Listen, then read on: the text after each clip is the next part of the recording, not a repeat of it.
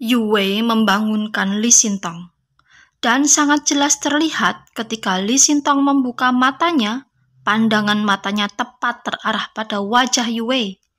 Jelas Yue bisa menebak kalau Li Xintong sudah tidak buta lagi, dan Li Xintong pun sudah tidak ada kesempatan untuk berpura-pura lagi.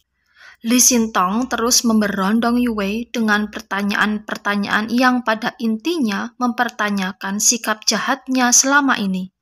Padahal selama ini Li Xintong sudah menganggapnya layaknya saudara sendiri.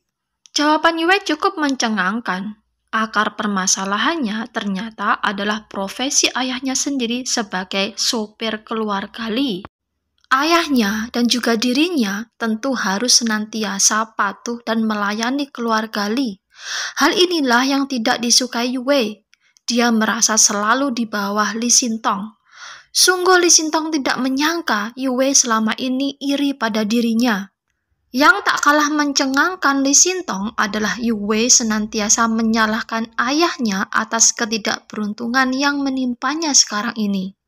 Dikatakannya bahwa ayahnya sebenarnya adalah orang yang licik. Salah satu kelicikannya adalah menipu grup Qin, dan inilah yang menyebabkan bangkrutnya perusahaan mereka. Betapa kaget Li Xintong mendengar kenyataan ini, sampai-sampai tak sepatah kata pun mampu keluar dari mulutnya untuk membela ayah atau membantah Yue. Bahkan Li Xintong hanya diam saja ketika Yue mengatakan bahwa lebih baik dia menghilang dari dunia ini. Sementara itu, Qin Muyo lagi-lagi keadaannya terpuruk karena ditinggalkan oleh Li Xintong. Dia hanya tidur dan tidur sepanjang hari. Zhou Mo lagi-lagi mengingatkannya agar dia bersemangat lagi karena Li Xintong sebenarnya masih membutuhkannya. Tapi itu semua percuma. Kembali ke kediaman keluarga Li, Yue dengan wajah panik menemui Jisan di ruangannya.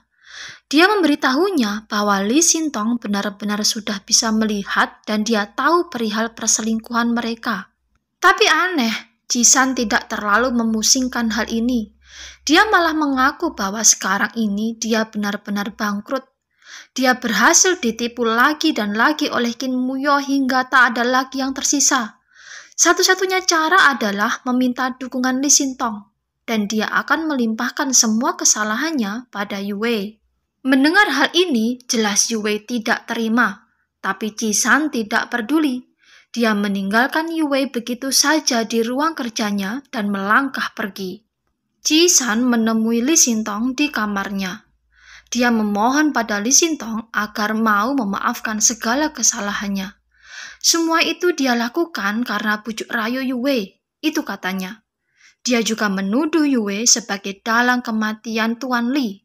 Mendengar penjelasan Jisan, Li Xintong hanya tersenyum sinis. Dan dia kemudian mempertanyakan tindakan Jisan yang mengambil secara diam-diam potongan rambut yang ada di kamarnya. Padahal itu bukan potongan rambut ayahnya. Untuk apa? Apakah dia percaya dengan omongan Qin Muyo? Padahal itu hanya trik untuk menjebaknya saja.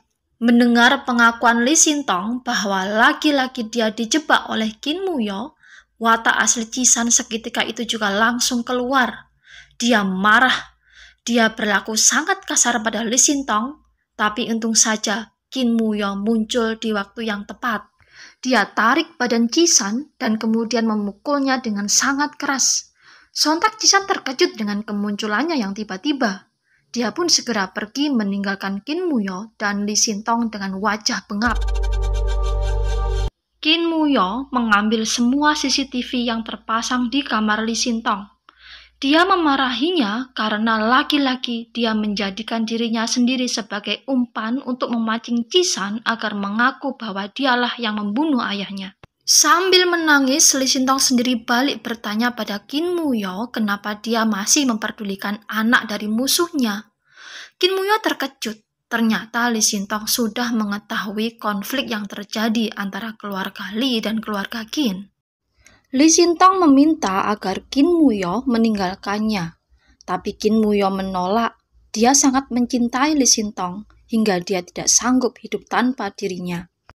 Dia pun memintanya agar melupakan konflik keluarga yang ada. Toh juga bukan dirinya yang salah. Oleh karenanya, dia mengajak wanita pujaannya itu untuk memulai hubungan yang baru. Tapi Lee Sintong menolak. Perasaan bersalahnya akan penderitaan Kim Muyo dan keluarganya muncul ketika dia memandang wajah Kim Muyo. Kim Muyo tidak bisa lagi memaksa Lee Sintong, tapi satu permintaannya, dia meminta agar tetap diizinkan menjadi pengawal Lee Sintong agar dia tetap bisa berada di sampingnya.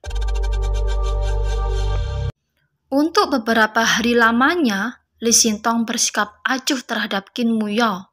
Tidak seperti sebelum-sebelumnya, Lee Sintong sangat dingin dan tidak ada komunikasi sama sekali antara keduanya.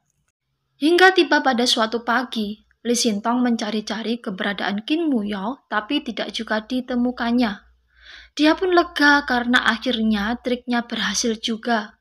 Tapi ternyata dia salah karena tak lama kemudian Zomo mengabarkan bahwa Kim Muyo saat ini sedang sakit keras.